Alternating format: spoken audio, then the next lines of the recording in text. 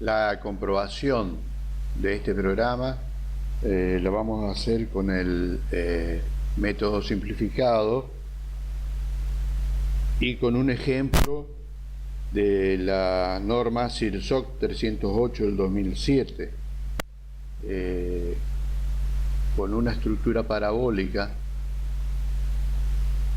de 16 metros por 20.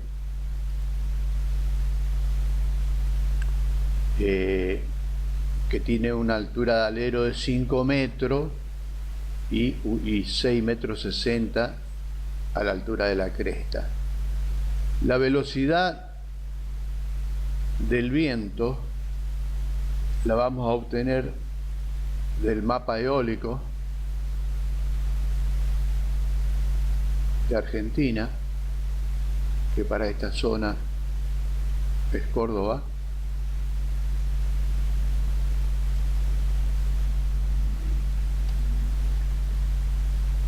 Y lo que más se aproxima es 40 metros por segundo, según nuestra traducción de la tabla. Una vez que entramos todas las características de nuestra estructura, o sea, dentro de la clasificación del edificio, a la categoría de exposición del edificio,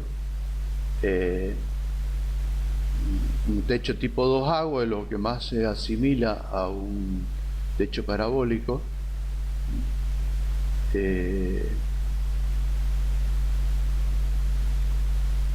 Y tenemos todas las demás características. El alero, por ejemplo, no tiene, tenemos 0, ¿no? 0 metros cuadrados de alero. Bien, lo que queremos mostrar es que el valor de la presión que conseguimos y el valor de la succión son exactamente los que nos dan en el ejemplo.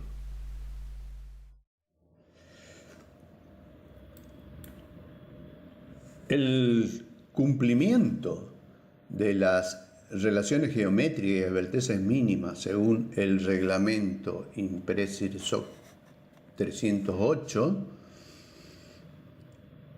es importante para nuestro predimensionamiento de la estructura.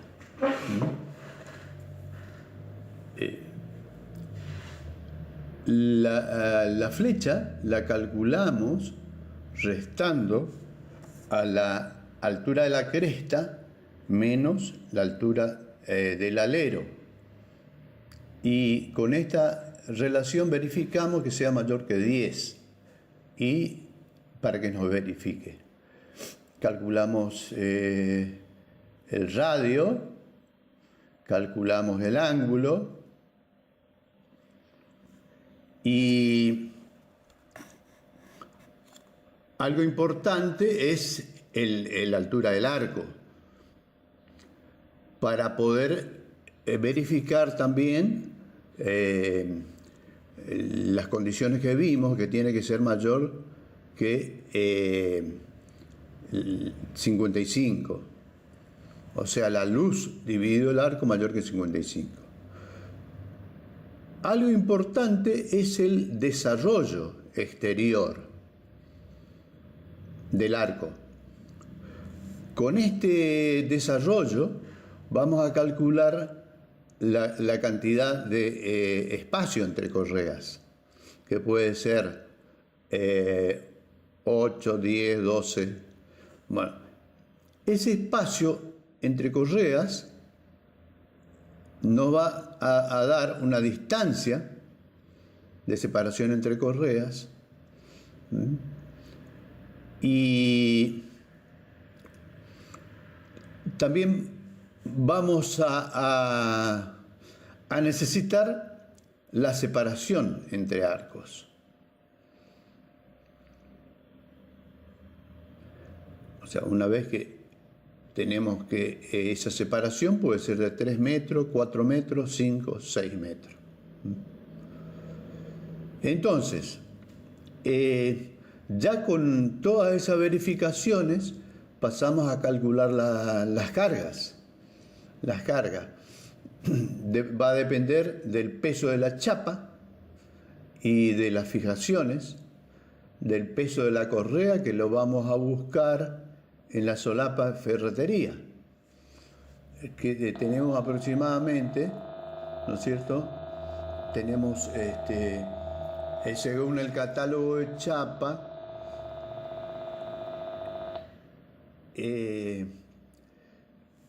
unos 7 kilonewton, y el peso propio de la correa 0,5, andaríamos en 12 más o menos. Para hacer igual que el ejemplo, tomamos 0,15 kilonewton por metro cuadrado.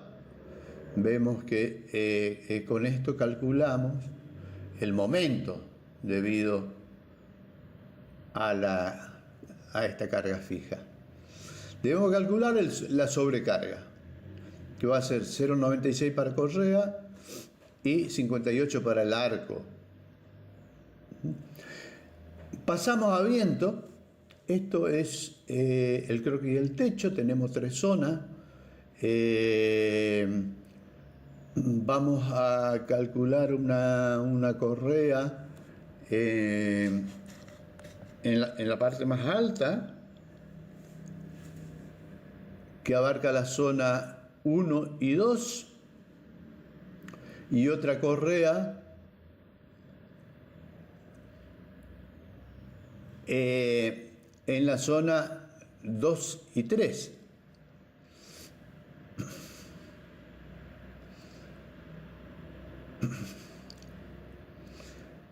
Tenemos una presión fija, que es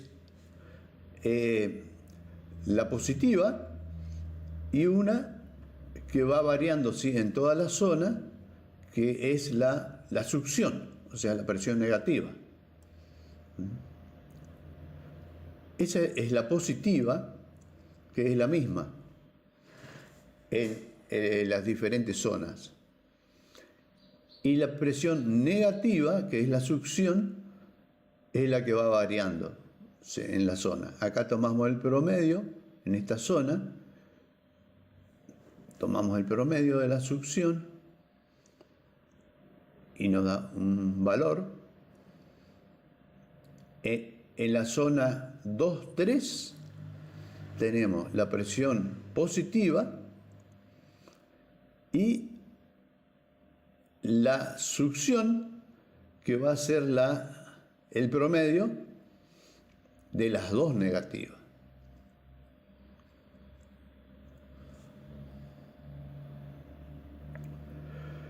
Seguimos verificando las correas,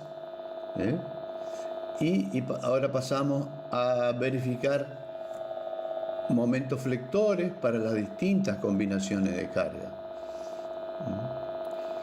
Tenemos un momento flector positivo y un momento flector negativo en la correa. Pasamos a verificar las relaciones geométricas y esbelteces en la correa. Vemos todas las relaciones, vemos que verifican las condiciones, y pasamos a verificar esto en los cordones. Acá tenemos dos tipos de hierro, un acero conformado y un acero laminado. Con estos tipos de acero verificamos el pandeo local en los cordones superiores para una separación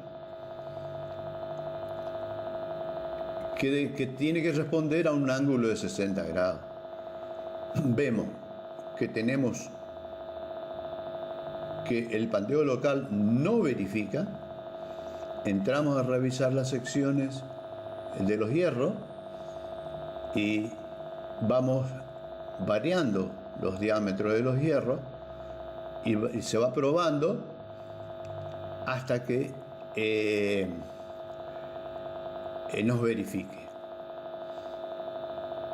Probamos con otro diámetro. Acá el momento máximo no verifica. Probamos con la sección siguiente. Por ejemplo, para un hierro del 12, ahora con el hierro del 12, todavía no verifica. Seguimos probando con las diferentes secciones. Todavía ese momento flector no nos verifica. Pasamos entonces a un diámetro siguiente,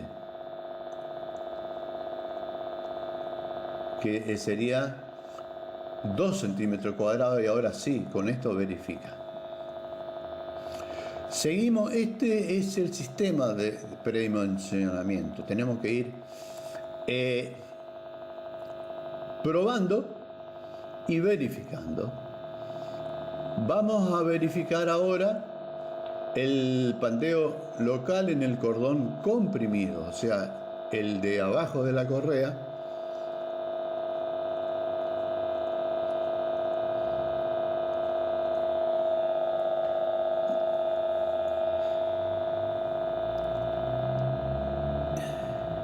Que es el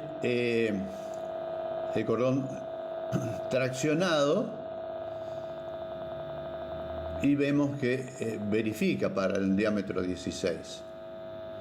Vamos a verificar la celosía.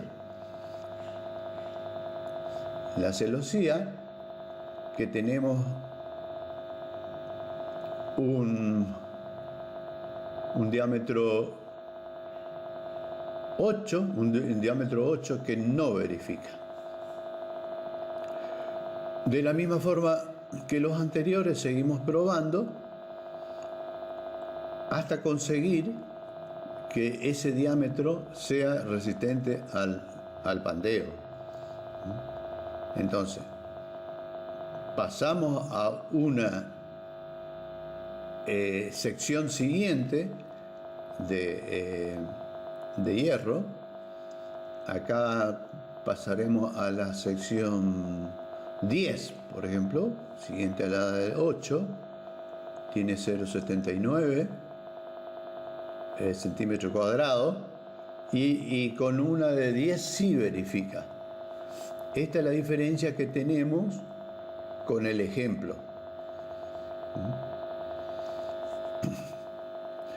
Ahora pasamos a la determinación de las cargas permanentes en el arco. Vamos a seguir las del ejemplo con algunas correcciones. Por ejemplo, el peso propio del arco que vimos en nuestra ferretería y que nos da otro valor. Una carga permanente adoptada 0,60 kN por metro, ¿cierto? Redondeando. El peso de la correa sobre el arco, peso propio del arco, sumamos todo y redondeamos.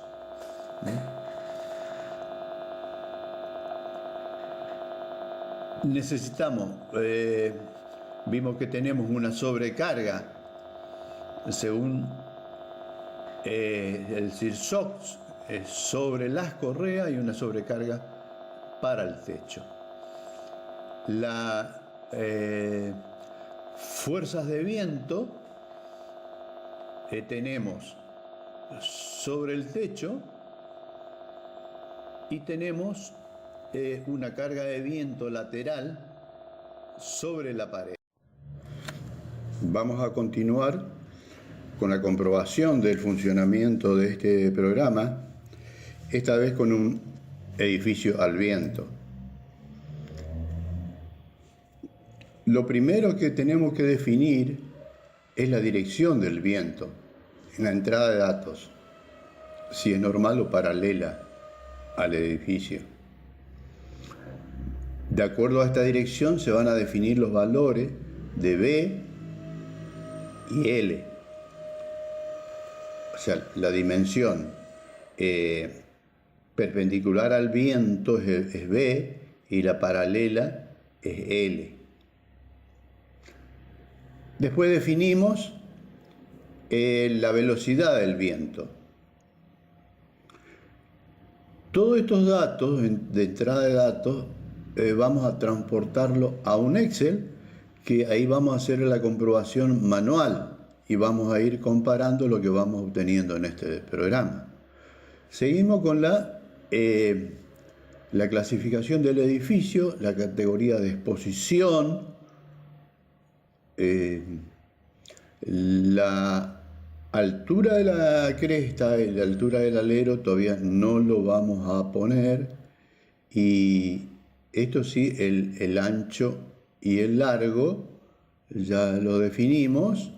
Es un edificio de 30 de ancho por 20 de largo. El techo lo vamos a dejar así, una agua. Tenemos todo lo que es factor topográfico y las demás características que vamos a usar para esta verificación. Tenemos, es un edificio cerrado, lo dejamos así por ahora. El coeficiente de la relación de amortiguamiento se utiliza en el cálculo del factor de ráfaga, y eso depende de si el edificio es flexible o es rígido, y está relacionado con esto, cuando si es cerrado o abierto. Todos los demás parámetros y coeficientes tenemos acá en este programa.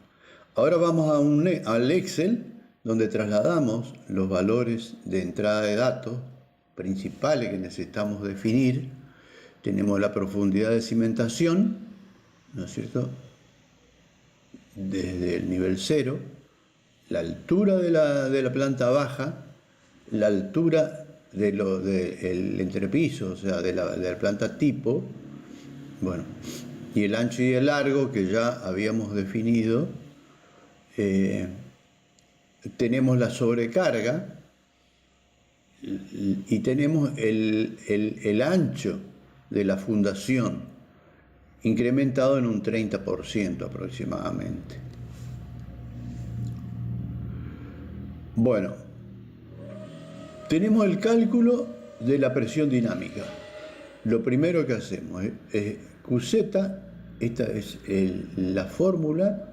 Tenemos un coeficiente de 0.613, tenemos la coeficiente de direccionalidad, tenemos KZ, y QZ es la presión dinámica.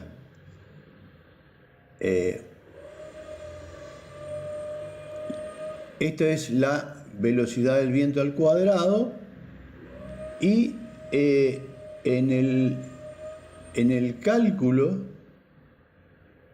de KZ entran estos valores: 366 Z alfa, ZG 366 y alfa es 7. Son las constantes de exposición del terreno para la exposición B. Entonces, esta es la presión dinámica en Newton, Y esta es la presión dinámica en kilonewton. A continuación, calculamos las cargas de viento de diseño. La primera es la carga a barlovento. Esta es la fórmula. Tenemos el número de pisos, la altura de los pisos, la presión dinámica ya calculada, el factor de ráfaga, Cp, G, tenemos el valor de G, los coeficientes de presión,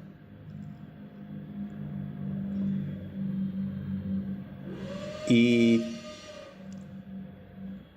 el factor de direccionalidad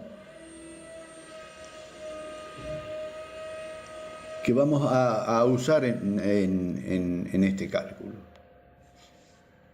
Entonces,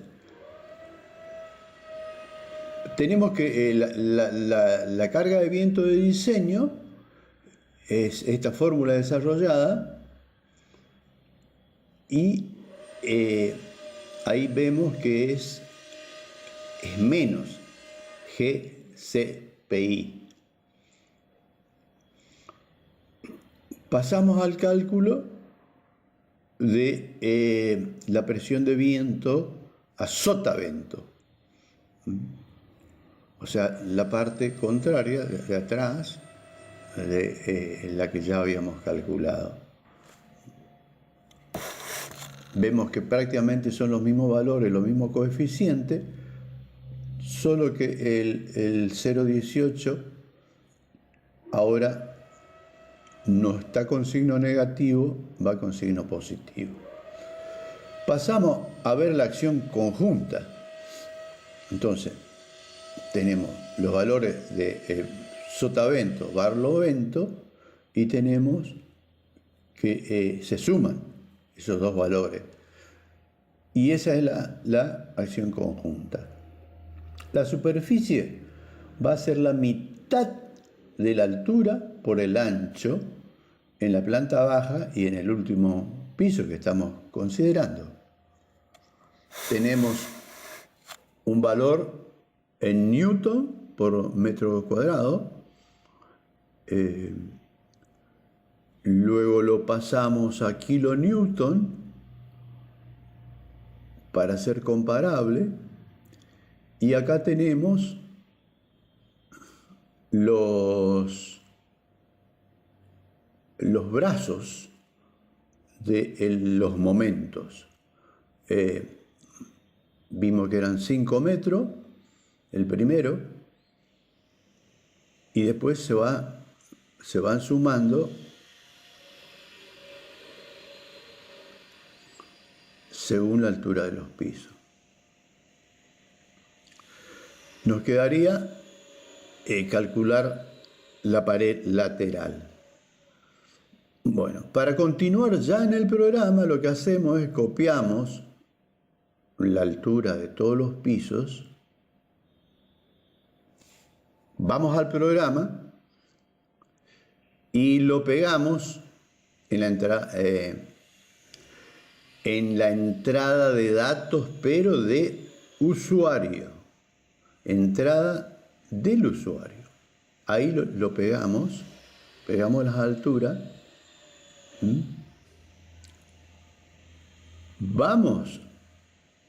Vemos que todavía no tenemos valores porque no hemos entrado a la altura. Ahora le damos los 34 metros de altura del edificio y vamos a ver cómo va cambiando los valores.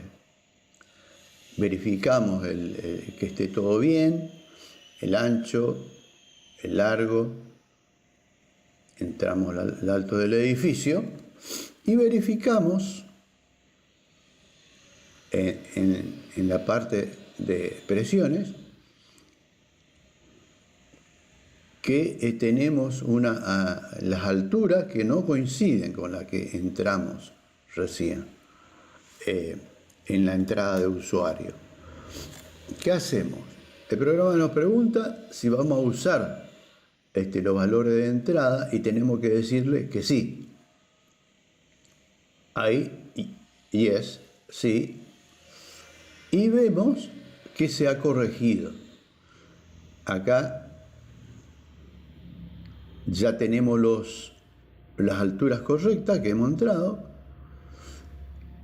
pero todavía no nos coincide estos valores de presión con los que hemos obtenido en forma manual. Entonces revisamos nuestra entrada y vamos verificando que esté todo correcto de acuerdo a lo que hemos ingresado, y nos vamos a encontrar que sí, que habíamos dejado que nuestro edificio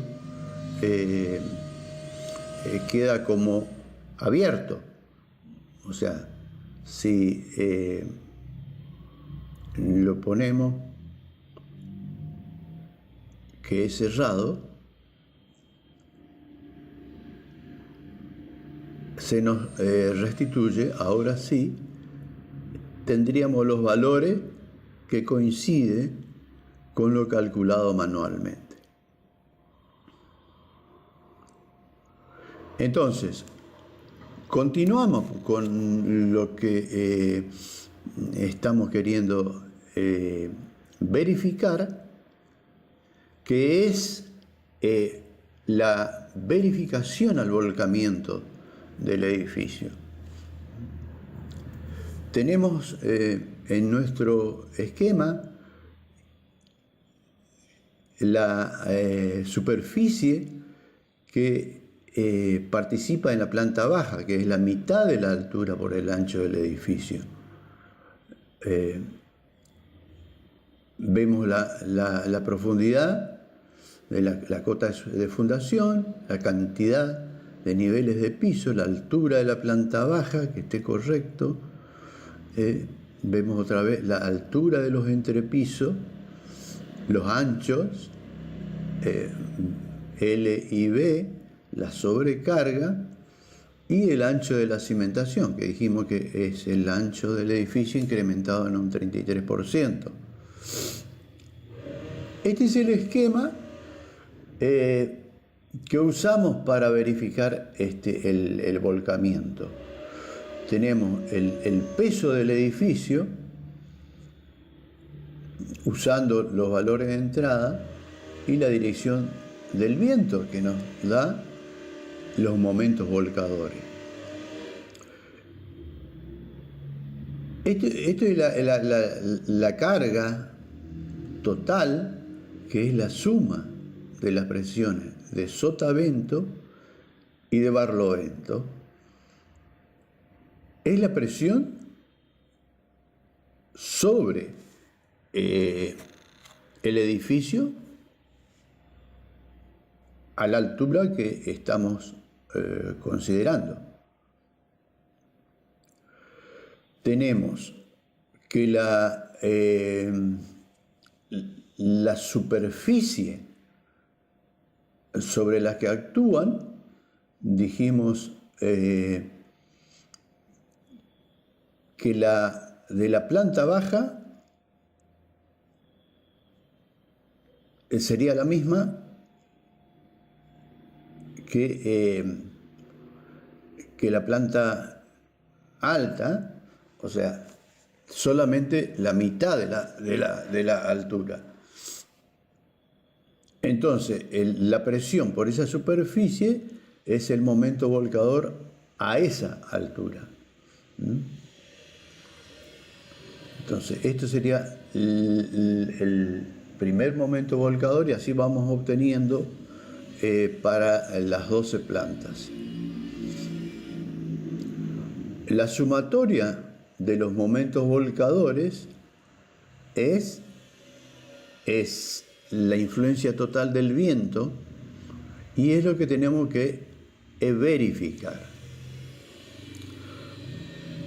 Para obtener el el momento estabilizador, usamos la superficie de planta del edificio, que es el ancho por el largo, y por la sobrecarga,